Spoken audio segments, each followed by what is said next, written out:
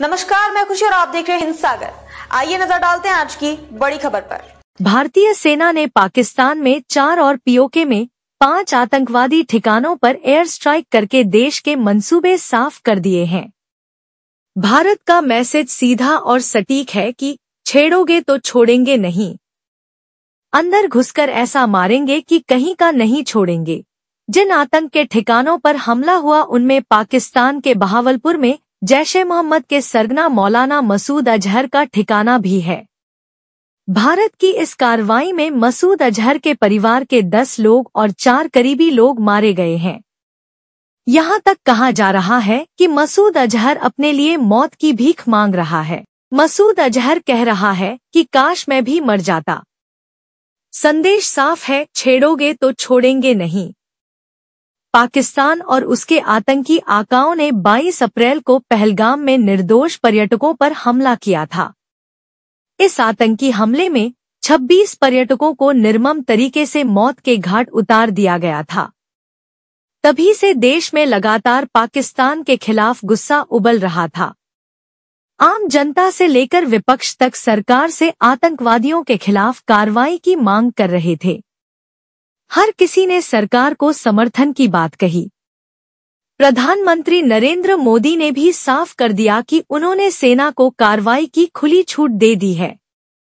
सेना अपने अनुसार समय और जगह देखकर जवाब देगी और आज वह दिन भी आ गया जब 6 और 7 मई की दरमियानी रात सेना ने पाकिस्तान व पीओके में 9 आतंकी ठिकानों को निशाना बनाया। पाकिस्तान ने छेड़ा और ये आतंकी ठिकाने तबाह हो गए। भारत की नीति हमला करने की नहीं रही है, लेकिन इसके साथ ही भारत अब वो भारत भी नहीं रहा जो आतंकी हमले के बाद भी चुप रह जाता था। भारत की नीति अब साफ है कि अगर हमें छेड़ा तो हम आपको कहीं का नहीं छोड़ेंगे। भारत ने आज जिन 9 आतंकी ठिकानों को निशाना बनाया उनके बारे में जानकारी यहाँ है। -1 मरकज सुभान अल्लाह। यह पाकिस्तान में पंजाब के बहावलपुर में जैश-ए-मोहम्मद का हेडक्वार्टर है। कहने को यह मरकज है, लेकिन आतंकियों का ठिकाना है। यहीं पर पुलवामा, उरी और पहलगाम आतंकी हमले सहित भारत में कई आतंकी हमलों की प्लानिंग की गई थी।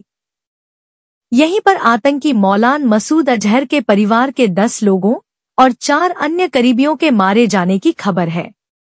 मरकज तैयबा पाकिस्तान में पंजाब के मुरीदके में नांगल सहदान में यह मरकज है। कहने को तो यहाँ पर लोगों को तालीम दी जाती है, लेकिन यह लश्कर-ए-तैयबा का एक प्रमुख ट्रेनिंग सेंटर है। सर्जिल पाकिस्तान में पंजाब के नरोवाल जिले में जैश-ए-मोहम्मद का यह फैसिलिटी सेंटर है।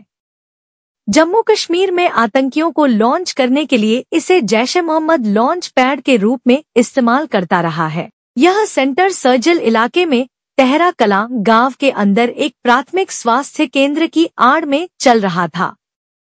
महमूना जोया फैसिलिटी कोटली पाकिस्तान में पंजाब के सिलायकोट जिले में हिजबुल मुजाहिदीन की यह फैसिलिटी चल रही थी।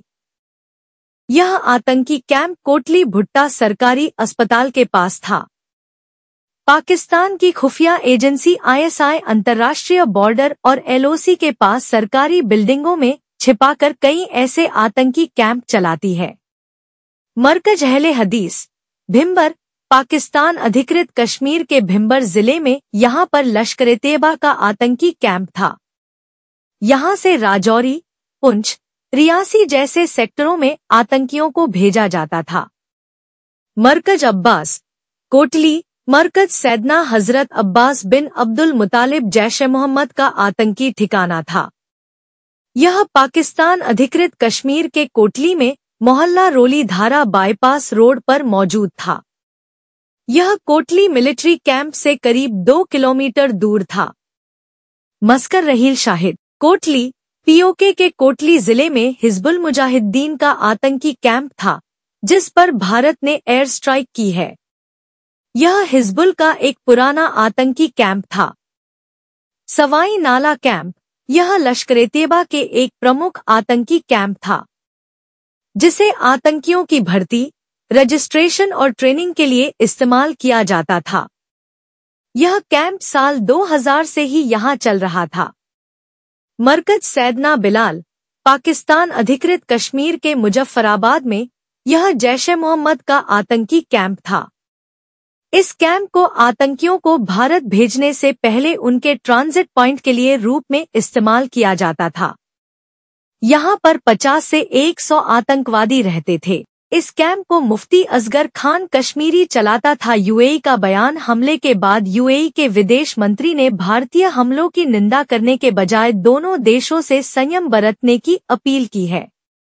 यूएई विदेश मंत्रालय की ओर से जानकारी दी गई है कि उप प्रधानमंत्री और विदेश मंत्री शेख अब्दुल्ला बिन जायद अल नाह्यान ने भारत और पाकिस्तान से संयम बरतने, तनाव कम करने और क्षेत्रीय और अंतर्राष्ट्रीय शांति को खतरे में डालने वाले तनाव को और बढ़ाने से बचने का आह्वान किया है। शेख अब्दुल्ला ने सैन्य वृद्धि को रोकने, दक्षिण एशिया में स्थिरता को मजबूत करने और आगे क्षेत्रीय तनाव से बचने के लिए बातचीत और आपसी समझ के लिए आवाज उठाने वालों की आवाजों पर ध्यान देने के महत्व पर जोर दिया है। साथ ही यूएई ने जोर दिया कि विवादों को निपटाने के लिए और उनके शांतिपूर्ण हल के लिए कूटनीति और संवाद सबसे प्रभावी साधन है। अब तक के लिए बस इतना ही। फिर होगी आपसे मुलाकात ऐसी एक और बड़ी खबर के साथ। तब तक के लिए नमस्कार और देखते रहिए हिंद सागर। ऐसे ही लेटेस्ट अपडेट्स के लिए हमारे चैनल को सब्सक्राइब करें और तुरंत नोटिफिकेशन पाने के लिए बेल आइकन प्रेस करना ना भूलें। और यदि आप हमें फेसबुक के माध्यम से देख रहे हैं तो हमारे चैनल को फॉलो जरूर करें।